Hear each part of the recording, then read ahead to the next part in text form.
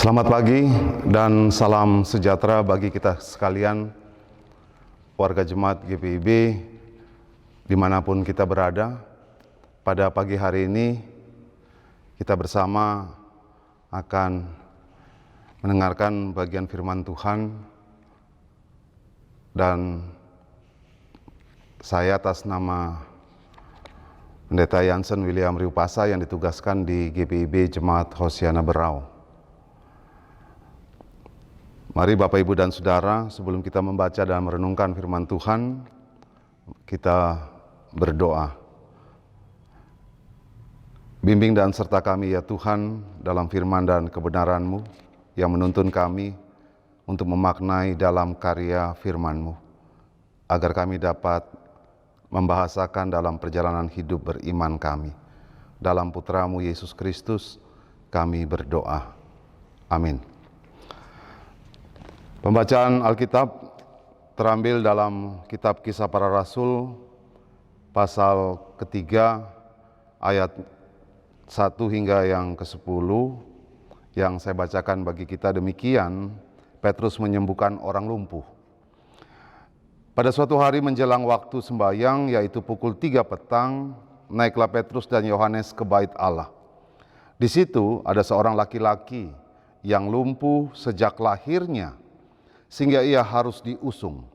Tiap-tiap hari orang itu diletakkan dekat pintu gerbang bait Allah yang bernama Gerbang Indah, untuk meminta sedekah kepada orang yang masuk ke dalam bait Allah.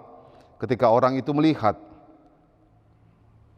bahwa Petrus dan Yohanes hendak masuk ke bait Allah, ia meminta sedekah. Mereka menatap dia dan Petrus berkata, "Lihatlah kepada kami." Lalu orang itu menatap mereka dengan harapan akan mendapat sesuatu dari mereka. Tetapi Petrus berkata, "Emas dan perak tidak ada padaku. Tetapi apa yang kupunyai, kuberikan kepadamu. Demi nama Yesus Kristus, orang Nazaret itu, berjalanlah." Lalu ia memegang tangan kanan orang itu dan membantu dia berdiri. Seketika itu juga kuatlah kaki dan mata kaki orang itu. Ia melonjak berdiri, lalu berjalan kian kemari dan mengikuti mereka ke dalam bait Allah, berjalan dan melompat-lompat serta memuji Allah. Seluruh rakyat itu melihat dia berjalan sambil memuji Allah. Lalu mereka mengenal dia sebagai orang yang biasanya duduk meminta sedekah di gerbang indah bait Allah, sehingga mereka takjub dan tercengang tentang apa yang telah terjadi padanya. Bapak, Ibu, dan Saudara yang dikasihi dalam Tuhan Yesus Kristus, acap kali dalam kehidupan kita merasakan bagaimana belenggu dalam merajut kehidupan ini. Tentu dampaknya adalah tidak lain persaingan yang terjadi untuk memenuhi kebutuhan hidup. Entah pendidikan bagi anak-anak kita, entah perumahan, ataupun juga untuk tidak lain adalah kesehatan. Kita berlomba-lomba untuk memenuhi kebutuhan-kebutuhan hidup tersebut. Namun saudara, memandang satu-satunya jawaban, terkadang kita menggariskan tidak lain adalah uang, uang, dan uang. Namun ketika kita belajar dari kebenaran firman Tuhan pada pagi hari ini, bahwa bukan semata-mata soal materi, tapi bagaimana membangun sikap percaya dan kepada siapa yang kita percaya. Dalam bagian bacaan firman Tuhan kita dituntun dalam sebuah peristiwa. Ada suatu waktu pada saat itu, manakala pukul 3, dikala orang untuk datang dan beribadah atau sembahyang, dikala mereka menuju ke bait Allah. Perjalanan yang mereka tuju tentu baik untuk dapat berjumpa dengan Allah. Namun dalam perjumpaan, sebelum tiba memasuki gerbang indah yang adalah tempat bait Allah itu sendiri, ada seseorang yang boleh dan dikata sudah cukup lama, bahkan sejak lahir ia menderita apa yang dinamakan dengan lumpuh, yang tidak lain kita kenal dalam bahasa Indonesia yang selalu melekat adalah disabilitas. Saudara, apa yang dirasakan oleh seorang yang termasuk yang adalah orang lumpuh tersebut yang disabilitas, yang ia lakukan adalah selalu duduk di depan pintu gerbang Bait Allah atau gerbang indah, karena banyak orang akan melihat dirinya, banyak orang akan menyaksikan di tengah segala ketidakberdayaannya. Maka lebih lagi daripada itu, ia selalu dan tidak lain adalah meminta sedekah. Saudara yang kasih dalam Yesus Kristus, manakala ketika Petrus dan Yohanes datang untuk menuju ke Bait Allah, maka kesempatan atau peluang yang dirasakan oleh sang lumpuh tersebut tidak lain ia meminta sedekah. Tentu saja kesempatan besar baginya. Kalau saja ketika orang meminta, jarang orang mau memberikan respon. Tidak lain adalah si pemberi tersebut. Namun kita bisa melihat bahwa Petrus dan Yohanes memberikan respon atas apa yang dimohonkan oleh sang lumpuh tersebut. Dikala ia meminta sedekah, Petrus memberikan respon atau memberikan sebuah umpan balik atas apa yang menjadi kerinduan si lumpuh tersebut. Petrus berkata, "Lihatlah pada kami." Tentu pernyataan ini memberikan harapan besar bagi si lumpuh. Manakala ia direspon secara baik atas seruan dari Petrus, "Lihatlah pada kami." Maka ia berharap bahwa ada kesempatan besar, ada peluang besar, bahkan juga ia pasti akan mendapatkan sesuatu yang lebih besar secara materi. Tapi apa yang dikatakan oleh Petrus? Ia berkata, tidak lain, saudara, dalam bagian bacaan firman Tuhan, ayatnya yang ke-6 memberikan bagi kita, tetapi Petrus berkata, "Emas dan perak tidak ada padaku." Kalau saja ini dikatakan betapa syoknya si lumpuh tersebut. Dalam satu bagian yang ia dengar begitu jelas pada telinganya, "Emas dan perak tidak ada padaku." Tentu ia akan berkecil hati, kecut hati, bahkan tawar hati dikala Petrus mengatakan hal yang sedemikian. Bukankah yang dia minta adalah materi atau uang? Tapi Petrus berkata, "Emas dan perak tidak ada padaku." Tapi tidak hanya sampai di situ, Bapak, Ibu, dan Saudara. Petrus melanjutkan dalam pernyataannya, "Tetapi apa yang kupunyai." Maka ini memberikan sedikit harapan dari apa yang dia dengar di awal oleh si lumpuh tersebut. Awalnya Petrus berkata, "Emas dan perak tidak ada padaku." Tapi ketika Petrus melanjutkan dalam pernyataannya, akan memberikan sebuah harapan lagi yang baru bagi si lumpuh tersebut. "Tetapi yang kami punyai, kuberikan padamu." Saudara, Petrus memberikan apa yang ada pada dirinya. Sebagaimana dia mengatakan, "Demi nama Yesus Kristus, orang Nazaret itu berjalanlah." Bapak, Ibu, dan Saudara yang kasih dalam Yesus Kristus, maka seruan inilah yang oleh Petrus sendiri, ia memberikan sebuah harapan besar bahwa ketika ia percaya, maka demi nama Tuhan Yesus Kristus, maka ada satu sukacita yang dirasakan oleh si lumpuh tersebut.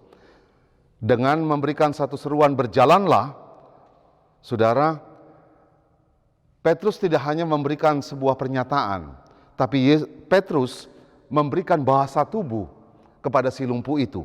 Apa bahasa tubuhnya? Ia memegang tangan kanan orang itu dan ia membantu untuk berdiri.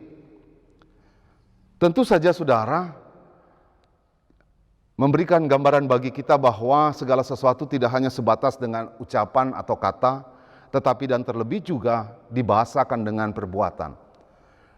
Dalam bagian ini kita dapat melihat bahwa Petrus bukan saja memberikan harapan besar, tapi Petrus mau menyentuh akan di tengah segala keterbelengguan yang dirasakan oleh si lumpuh tersebut. Tentu saja bagi kita sekalian, Bapak, Ibu, dan Saudara, apa yang menjadi respon bagi si lumpuh tersebut?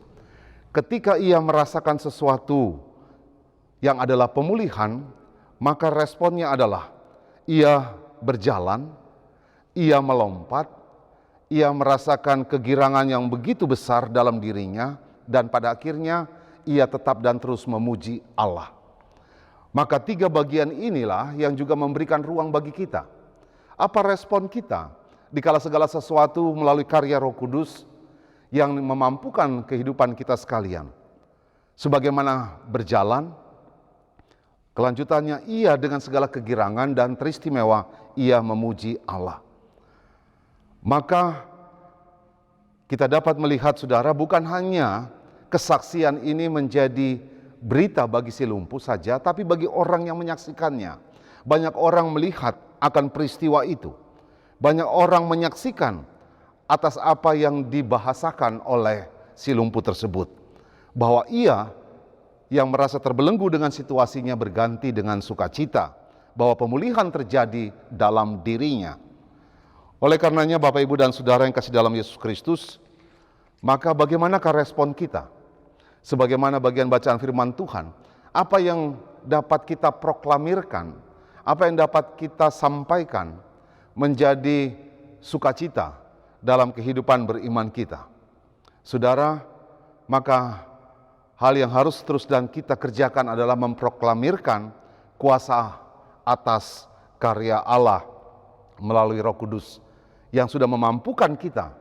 Mari kita proklamirkan terus dalam perjalanan hidup beriman kita, bahwa kita dapat memproklamirkan, maka ini dapat memberikan sesuatu yang sangat berharga ketimbang soal materi. Bagaimana karya kita untuk terus dan memproklamirkan, maka darinya orang akan menyaksikan ada tindakan pemulihan atas segala gumul juang yang kita rasakan. Saudara, kekuatan dalam nama Yesus Kristus, maka segala sesuatu menjadi otoritas yang Allah nyatakan melalui para murid-muridnya. Mereka menyatakan bahwa perbuatan mereka didasari dalam kehidupan percaya demi nama Tuhan Yesus Kristus. Maka inilah yang memberikan semangat. Memberikan tidak lain adalah semangat hidup bagi si lumpuh tersebut ketika ia dipulihkan, yang bukan saja secara fisik, tapi juga ia dipulihkan dalam hidup dan percayanya. Dalam hidup dan percaya meyakini bahwa ada kekuatan di dalam dan bersama dikala ia merasakan akan kebaikan dalam hidupnya. Saudara, di tengah situasi sekarang ini, di tengah berbagai gumul dan juang yang selalu menjadi bagian dalam kehidupan untuk mendatangkan kebaikan, mari kita belajar dan memaknai atas apa yang Tuhan perbuat bagi Petrus, Yohanes, bahkan khususnya bagi si lumpuh tersebut. Tuhan akan membebaskan belenggu kita di atas segala ketidaksanggupan kita sebagai umatnya. Tentu Bapak, Ibu, dan Saudara, harapan besar. Ada harapan besar yang terus kita harus proklamirkan dalam hidup dan percaya kita, dan tentu saja kita meyakini bahwa Tuhan akan selalu berkarya dimanapun kita ada. Dan biarlah semuanya yang boleh kita jalani di perjalanan sepanjang hari ini akan memberikan semangat hidup bagi kita, bahwa Tuhan akan selalu menyatakan kuasanya bagi kehidupan saudara dan saya.